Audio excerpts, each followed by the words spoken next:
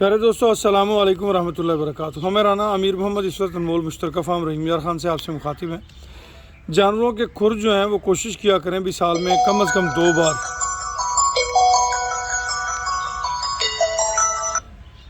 बनवा लिया करें।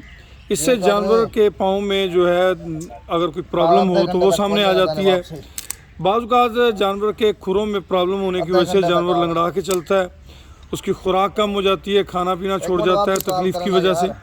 जब हम खुर बनवाते हैं तो हमें पता लग जाता है कि जानवर के खुर के अंदर कोई ज़ख़म है, कोई लोहे का कील वगैरह लगा हुआ है, कोई पत्थर लगा हुआ है।